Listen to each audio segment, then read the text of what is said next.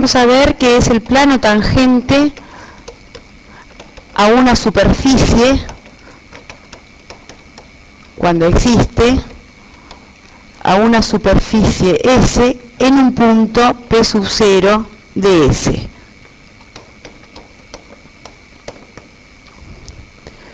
Por definición, el plano tangente a S en un punto P sub 0 de S es, si existe, el plano que pasa por P sub 0 y tiene dirección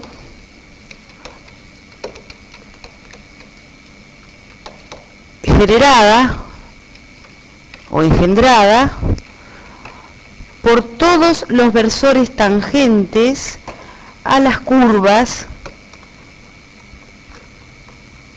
contenidas en la superficie, a curvas regulares tangentes en P0 a las curvas regulares contenidas en la superficie que pasan por P0.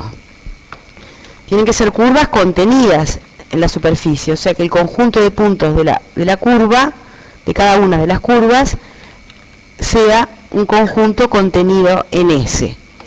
Y tienen que pasar por el punto P0. Bueno, puede suceder que esas curvas regulares, que no existan curvas regulares contenidas en S que pasen por P0, o puede suceder que existan pero que sus versores tangentes no generen un subespacio de dimensión 2, generen un subespacio de dimensión 1 o generen todo el espacio. En ese caso se dice que no existe el plano tangente.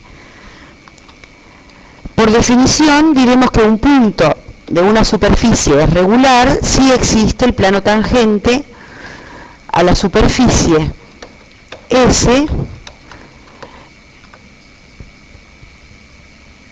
en el punto P0.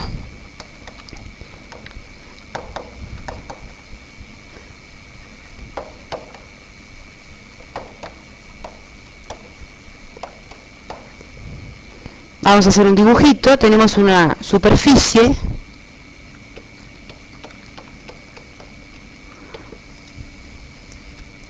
tomamos un punto P sub 0 de esa superficie, por él todas las curvas regulares que pasan por P0 y que están contenidas en la superficie, y consideramos los versores tangentes a esas curvas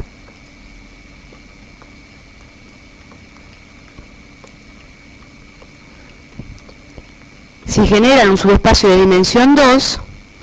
Entonces, el plano que pasa por el punto P sub 0 y dado por esa dirección, ese subespacio de dimensión 2, es lo que se llama el plano tangente. Bueno, por definición, llamaremos versores normales a la superficie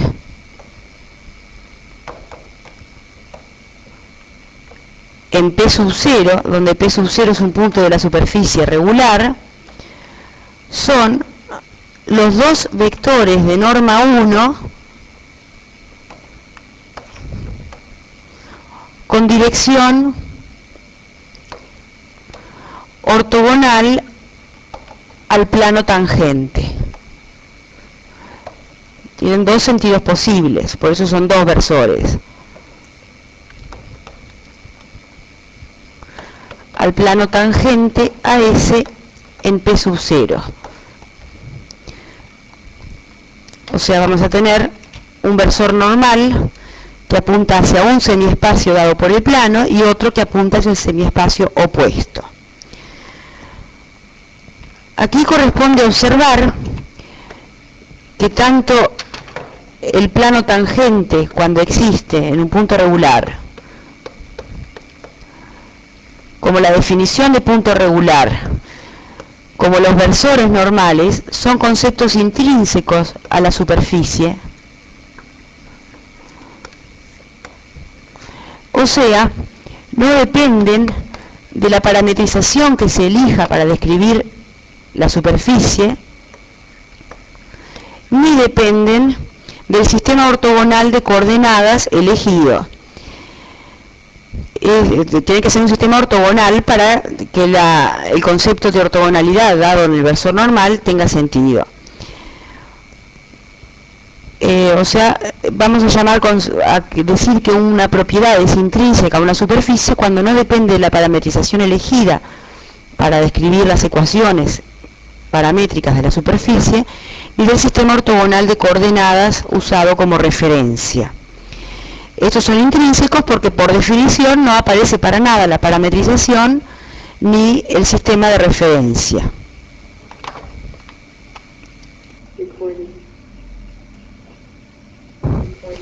Veremos ahora cómo calcular el plano tangente y versores normales teniendo una parametrización de la superficie. Cuando se tiene una parametrización de la superficie, se tiene entonces en el plano V, donde varían los parámetros, un cierto dominio abierto conexo.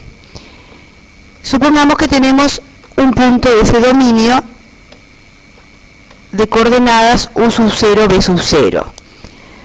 A través de la parametrización P igual P de V, que tiene como ecuaciones X igual a X de V cuando V pertenece a D, Y igual I de V cuando V pertenece a D, Z igual a Z de V cuando V pertenece a D.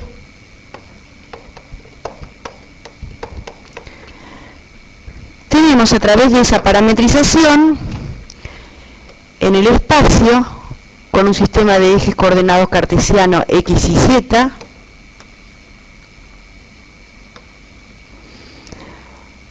un conjunto de puntos que es la superficie parametrizada. En particular, cuando U es U sub 0 y B es U sub 0, se obtiene un cierto punto P sub 0 de esa superficie. Vamos a considerar una curva en el dominio de variación de los parámetros, una curva paramétrica dada por una parametrización U de t, V de t. Cuando hacemos la función compuesta P de U de t, V de t, o sea X, Y, Z en función de U y V en función de t variando en un cierto intervalo, vamos a obtener en el espacio una curva contenida en la superficie. Si U de t, V de t pasan por U sub 0, V sub 0 cuando t esté sub 0, la curva P de U de t, V de t pasa por el punto P sub 0. Además, cualquier curva parametrizada contenida en la superficie se puede obtener de esa manera porque como la correspondencia entre el dominio D y los puntos de la superficie es inyectiva, todo punto de la superficie, en particular todo punto de la curva, proviene de algún punto bien definido del dominio D. Por lo tanto, consideramos la curva P de U de t, V de t, que tiene como ecuaciones paramétricas la X, la Y y la Z en función de U y V compuestas como función de t, contenida en la superficie.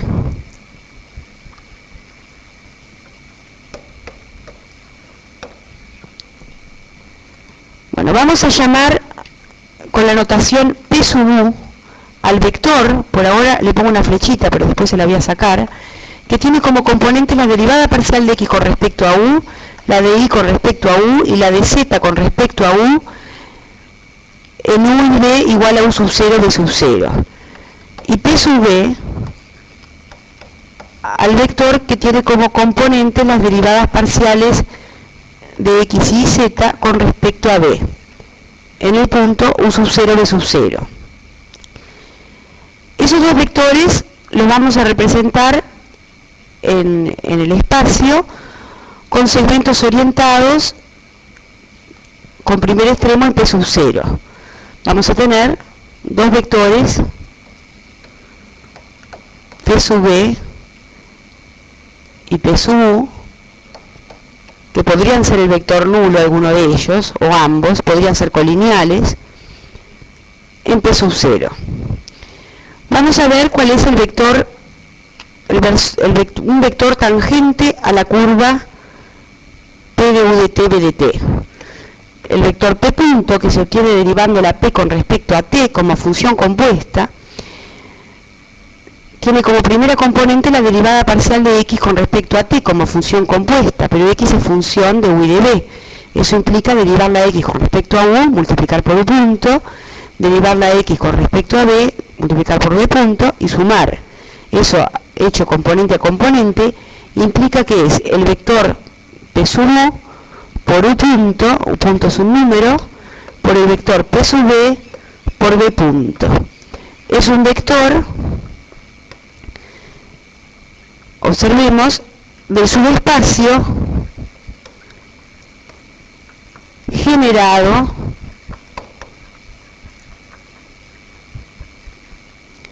por P sub U y P sub B, que son vectores.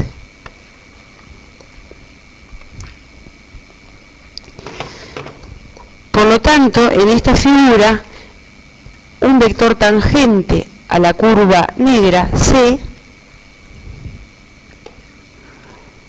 es un vector generado por los vectores P sub U y P sub B. Entonces ahora vamos a tomar como hipótesis que estos dos vectores P sub U y P sub B no son nulos ni colineales. Eso se puede decir brevemente diciendo que el producto vectorial de ambos no es el vector nulo. En ese caso, el subespacio generado por P sub U y P sub B tiene dimensión 2.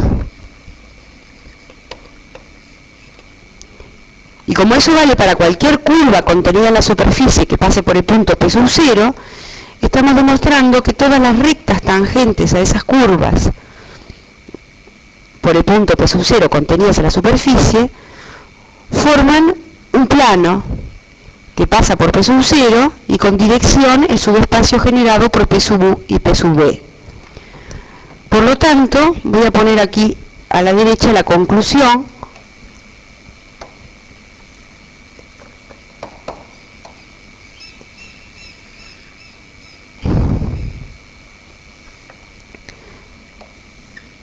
El plano tangente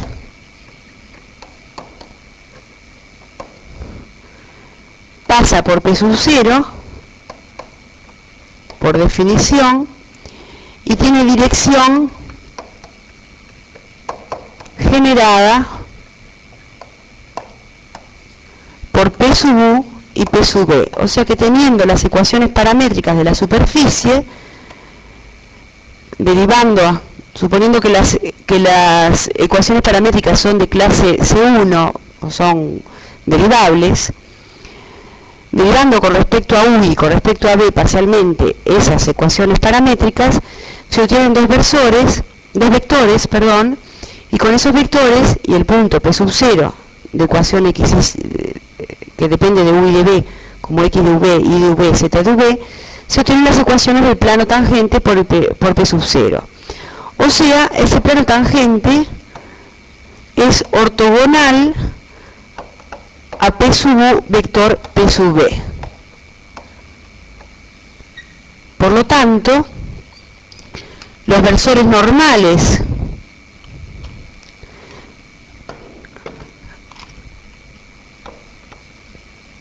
a la superficie en el punto P sub 0 son el vector P sub U, vector P sub B dividido su norma y su opuesto. Y su opuesto es P sub B, vector P sub U dividido su norma, que es la misma que el de antes. Por definición, vamos a ver lo que es orientar una superficie. Orientar una superficie S es elegir en cada punto P de S, en cada punto regular P que perteneciente a S, uno y uno solo de los dos versores tangentes a S en P. O sea que elegimos un vector que depende del punto P, un versor que depende del punto P. De modo que las componentes de ese versor, o sea que el propio versor, varía continuamente con las coordenadas del punto P, con X y Z. Varíe continuamente con P en los puntos regulares. Por definición, diremos que una superficie es orientable cuando se puede orientar. O sea, hay superficies que no se pueden orientar,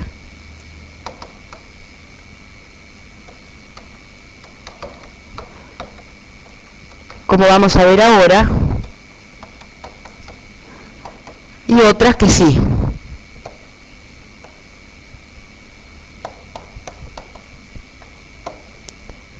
Como ejemplo clásico en R3 de superficie no orientable es lo que se llama la banda de Moebius,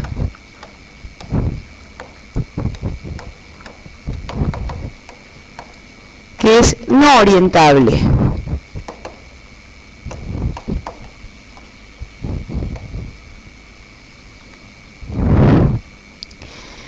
¿Cómo construimos la banda de Moebius? Bueno, tomemos un rectángulo en el plano y lo sumergimos en el espacio de esta manera. Esto es una superficie con borde. Tomemos otro rectángulo, una tira de papel rectangular, más bien larga, y la sumergimos en el espacio pegando uno de los lados del rectángulo con el que teníamos antes y aplicando aquí una torsión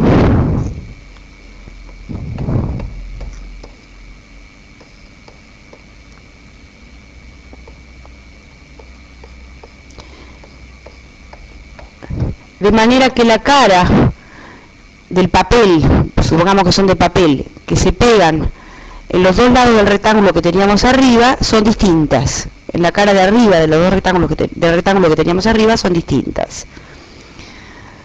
Bueno, si pudiéramos elegir un versor tangente, por ejemplo en este punto N, y en cada punto lo hacemos variar con el punto, vamos a elegir una curva sobre la superficie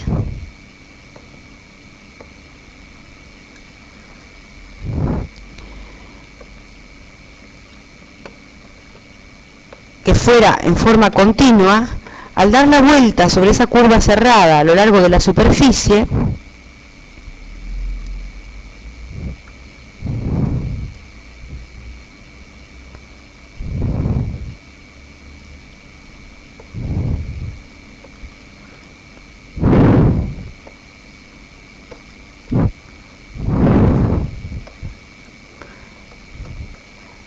el versor normal que antes estaba en la cara de arriba, al dar la vuelta se transforma en un versor normal que vuelve en la cara de abajo de esa superficie.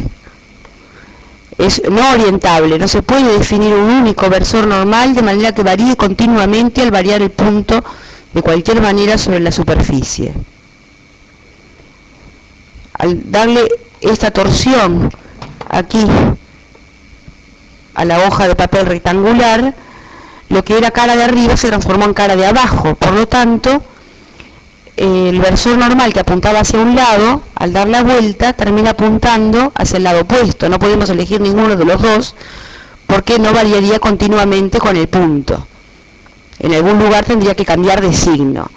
Orientar la superficie es, en definitiva, reconocer que tiene dos caras y elegir una de las dos caras, cuando es orientable. En el caso de la banda de Möbius, es como si hubiera una sola cara. Digamos, una hormiguita caminando por la cara de arriba, cuando da la vuelta a través de la superficie, termina caminando por la cara de abajo, o sea que es la misma cara.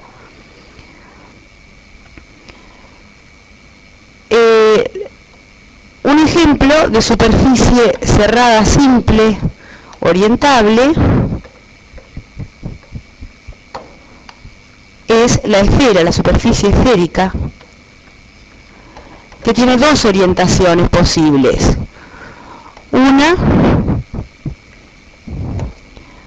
Una con la normal, que se dice saliente, que significa que su sentido apunta hacia el exterior de esa superficie. Y esto lo podemos hacer con cualquier superficie regular cerrada simple.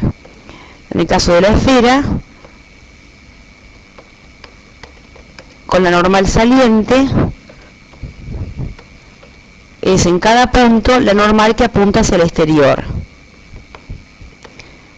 Se puede demostrar que eso, y lo vamos a hacer calculándolo en el caso de la esfera, depende continuamente del punto.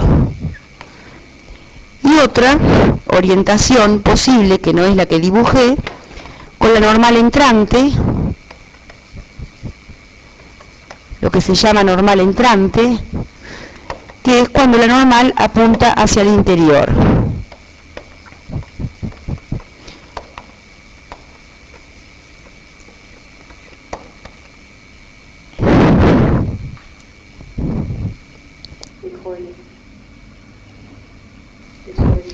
Vamos a ver como un primer ejemplo, encontrar el versor normal saliente a la superficie esférica de radio R centrada en el origen.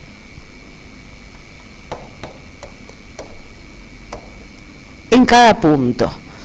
Vamos a utilizar la parametrización en polares, aunque no cubre toda la esfera, o sea que vamos a encontrar, en todo caso, el versor normal en todos los puntos, excepto en el meridiano y en los polos, en un meridiano y en los polos. X igual a R coseno de U seno de B, Y igual a R seno de U seno de B, Z igual a R coseno de B. Es la parametrización en polares, con U variando entre 0 y 2pi y B variando entre 0 y pi. Vamos a calcular los versores P sub U y P sub B, que se obtienen derivando parcialmente con respecto a U y con respecto a B. Derivando con respecto a U se obtiene menos R seno de U seno de B, R coseno de U seno de B, vamos 0, y derivando parcialmente con respecto a B se obtiene R coseno de U coseno de B, R seno de U coseno de B, menos R seno de B. El punto es regular, por lo que vimos, si el producto vectorial de P sub U, vector P sub B, es distinto del vector nulo. Vamos a calcular el producto vectorial de P sub U, vector P sub B, haciendo ese cálculo y sacando de factor común menos R cuadrado seno de B, se obtiene coseno de U seno de B, seno de U seno de B, coseno de B. Este vector, bueno, para ver si no es el vector nulo, calculamos su norma, que además nos va a servir para calcular el versor normal, los versores normales. Calculando su norma queda R cuadrado por el seno de B. Como B está entre 0 y pi, no vale ni 0 ni pi, el seno de B es positivo y es R cuadrado seno de B. Y nunca es nulo, porque el radio de la esfera no es 0. Bueno, de los dos versores normales, uno es justamente el producto vectorial de P sub U, vector P sub B, dividido su norma en cada punto, y otro es su opuesto, que es lo mismo que hacer P sub B vector P sub U dividido su norma. Dividiendo P sub U vector P sub B entre su norma, que ya está calculada, se obtiene como primer versor normal menos coseno de U seno de B, sacando el signo de menos para afuera, seno de U seno de B, coseno de B. Que observen que coseno de U seno de B es igual a X dividido R, seno de U seno de B a I dividido R, y coseno de B igual a Z dividido R. Así que este versor normal es menos el versor que tiene como componentes la X y Z, que son las coordenadas del punto donde estoy calculando el versor normal, dividido R. Eso depende continuamente del punto, y además es un vector que tiene sentido opuesto al vector que une el origen con el punto X y Z. Por lo tanto, es un vector entrante, apunta hacia el origen. El vector X y Z va desde el origen hasta el punto X y Z. El vector menos X y Z, dividido R, que es positivo, sale del punto y apunta hacia el origen. Por lo tanto, es un versor entrante. Este es el entrante. Por lo tanto, el saliente tiene que ser su opuesto, que es coseno de U seno de B, seno de U seno de B, coseno de B, que es igual a X y Z dividido R. Este último es el versor normal saliente a la esfera,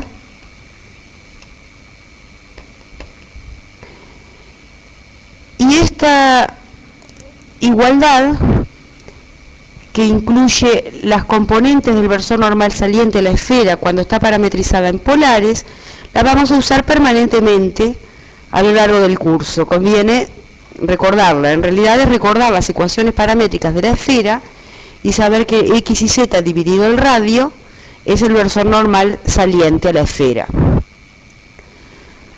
O sea, tenemos la superficie esférica, el origen, un punto de coordenadas X y Z sobre la esfera, y el versor normal saliente es el punto que tiene, el versor que tiene como componentes las coordenadas del punto de X y Z dividido R. Es colineal con el radio, es colineal con el vector P menos O, que une el origen con el punto X y Z.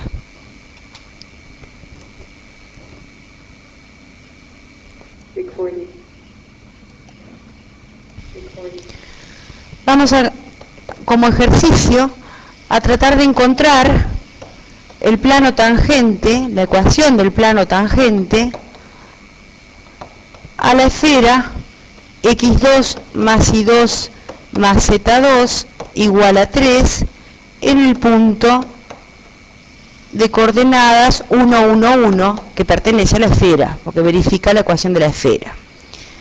Lo que haríamos en un caso general, si no fuera la superficie de la esfera, que ya tenemos encontrada la fórmula para el versor normal, sería parametrizar la superficie con una parametrización que incluya al punto, parametrizarla un pedazo de superficie que contenga ese punto como superficie parametrizada, tratar de encontrar el versor normal, uno de los dos versores normales. En este caso ya lo hicimos y sabemos que el versor normal saliente, por ejemplo, no tiene por qué ser el saliente, pero el versor normal saliente en un punto es X y Z dividido R, o sea, no precisamos parametrizar de vuelta la superficie esférica, que en este caso es 1, 1, 1 dividido el radio, que es raíz de 3.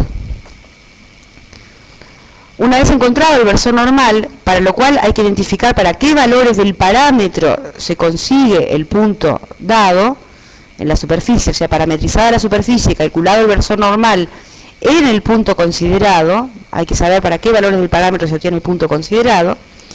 El plano tangente es ortogonal a ese versor normal, pasando por el punto dado. La ecuación de un plano tangente ortogonal a un versor que pasa por un punto dado es de la forma: la primera componente del versor normal por x menos el punto considerado, más la segunda componente del versor normal por y menos el punto considerado, más la tercera componente del versor normal por y por z menos el punto dado. En este caso podemos borrar el raíz de 3 o por multiplicar todo por raíz de 3 y queda como ecuación x más y más z menos 1 menos 1 menos 1, que es menos 3, igual a 0. Esta es la ecuación del plano tangente en el punto pedido. Veremos lo que se llama primera forma fundamental de la superficie. Es una forma, no una forma diferencial lineal ni una unoforma como vimos antes, sino lo que se llama una forma cuadrática fundamental, se llama, de la superficie. Hay unas formas cuadráticas fundamentales, son dos para la superficie. Veremos la primera solamente, que permite calcular la longitud de arco de curvas contenidas en la superficie cuando uno tiene una parametrización de la superficie. Supongamos entonces una parametrización de una superficie parametrizada, x igual a x de v, y igual a y de v, z igual a z de v, con u y v los parámetros variando en un cierto abierto conexo del plano. Vamos a dibujar el plano de parámetros, ahí el abierto conexo, un punto de coordenadas u sub 0, b sub 0 en D, y vamos a dibujar aquí abajo la superficie obtenida con esa parametrización, por ejemplo, algo así, con el punto P sub 0 que corresponde a los valores del parámetro U sub 0 y B sub 0. Vamos a usar la siguiente notación.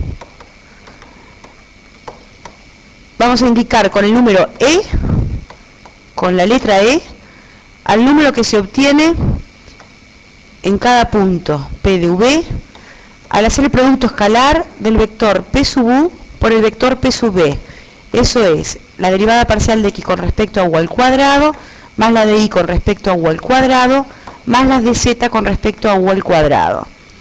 De la misma forma vamos a indicar con F al producto escalar de P sub U escalar P sub V.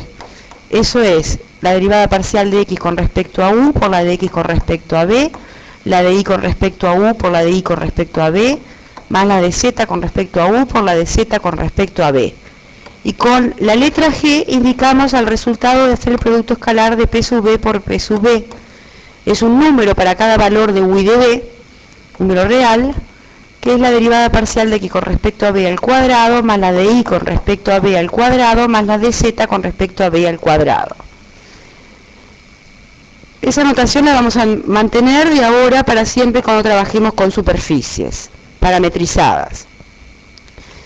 Vamos a elegir una curva sobre la superficie que pasa por el punto P sub 0, una curva C. Eso corresponde a elegir los parámetros correspondientes u de t y b de t en función de una variable t real que varía en un cierto intervalo. La curva C, entonces, va a tener como ecuación paramétrica la composición de P de u y B con u en función de t y b en función de t. Y vimos que vector tangente, si no es nulo, por la regla de la cadena, es la derivada parcial de p con respecto a u por u punto, más la de p con respecto a b por b punto, eso es p punto. Vamos a llamar S a la longitud de arco de C, que es una curva contenida en la superficie.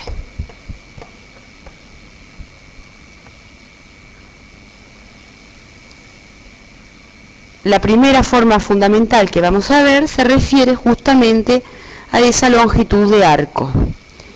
Tenemos entonces que la derivada parcial de S con respecto, la derivada de S con respecto al parámetro t, ese punto, es, por lo que vimos en curvas, la norma del vector p punto. Por lo tanto, si hacemos 0, que es menor o igual que ese punto al cuadrado, que es igual a la norma de p punto al cuadrado, que a su vez es igual al producto escalar de p punto por p punto, que es igual al producto escalar de p sub u por u punto más p sub b por b punto multiplicado escalarmente por sí mismo.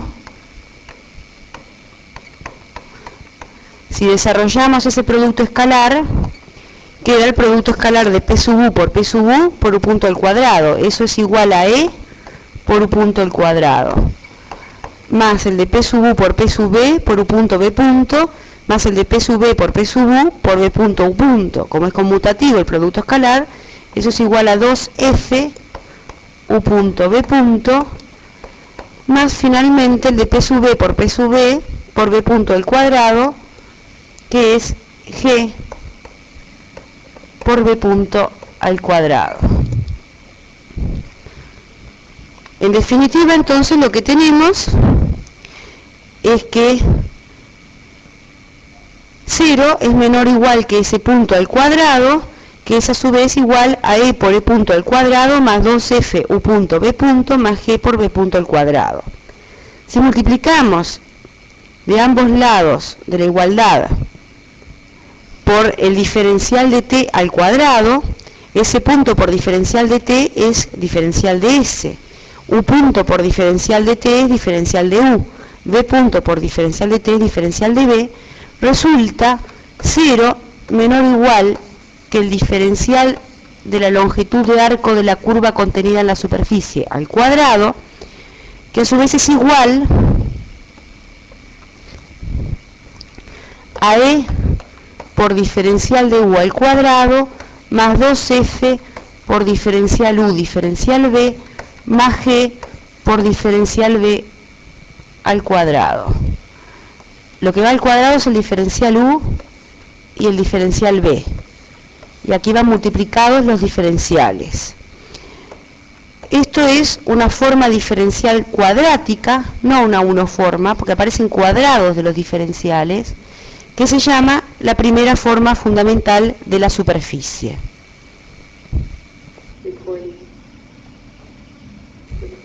Vamos a ver una propiedad de la primera forma fundamental. Acá voy a escribir de vuelta la primera forma fundamental. 0 es menor o igual que el diferencial de longitud de arco S al cuadrado, que es igual a E por el diferencial de U al cuadrado, más 2F por el diferencial de U, diferencial de B, más G por el diferencial de B al cuadrado. Esta es la primera forma fundamental, que la voy a llamar con un 1. Por definición, diremos que es definida, esa primera forma es definida positiva si es positiva para todo valor del diferencial U y diferencial B distintos de 0, 0. Bueno, el teorema que queremos demostrar es que cuando el punto es regular, la primera forma fundamental en ese punto es definida positiva. Cuando la parametrización es tal que P sub U, vector P sub B, es distinto del vector nulo, entonces la primera forma fundamental es definida positiva. O sea, lo que queremos demostrar es que si P sub U vector P sub B es distinto del vector nulo, entonces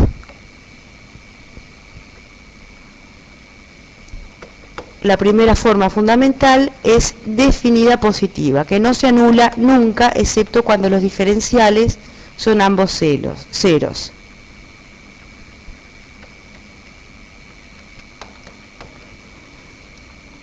Bueno, para demostrar ese teorema primero vamos a demostrar una proposición que vamos a usar en la demostración de ese teorema, que dice que la norma de P sub U, vector P sub B al cuadrado, siempre es igual al producto de E por G menos F2. La demostración de esta proposición es nada más que operativa. Sabemos que la norma al cuadrado de P sub U, vector P sub B, como la norma de P sub U, vector P sub B, es la norma de P sub U por la norma de P sub B por el seno de alfa al cuadrado, es igual al producto de esos cuadrados. Pero a su vez, seno cuadrado de alfa es igual a 1 menos coseno cuadrado de alfa. Y la norma de P sub U al cuadrado es P sub U escalar P sub U, que es lo que llamamos E. Y la norma de P sub B al cuadrado es P sub B escalar P sub B, que es lo que llamamos G. Por lo tanto, esto queda igual a E por G menos E por G, o vamos a escribir, perdonen, en vez de por G aquí, menos la norma de P sub U por la norma de P sub B al cuadrado, ambas, por el coseno al cuadrado de alfa, que puedo escribir el producto de esas tres cosas elevadas al cuadrado. Pero el producto de estas tres cosas es igual a P sub U escalar P sub B, que es igual a lo que llamamos el número F. Por lo tanto, resulta la tesis. La norma del producto vectorial de P sub U, vector P sub B al cuadrado, es igual a E por G menos F al cuadrado. Con eso se termina la demostración de la proposición. Ahora vamos a demostrar el teorema de que la primera forma fundamental es definida positiva. Entonces, demostración del teorema. Por absurdo,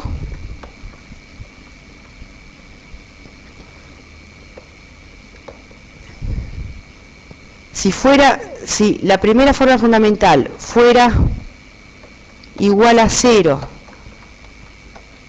para diferencial U igual a alfa y diferencial B igual a beta, con ambos que no son ceros a la vez, por ejemplo, para fijar ideas, con beta distinto de 0, con alfa distinto de 0 es análogo, entonces tendríamos que E por alfa al cuadrado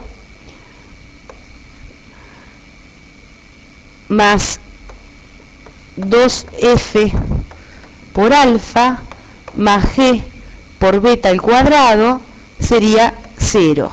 Como beta es distinto de 0, podemos dividir entre beta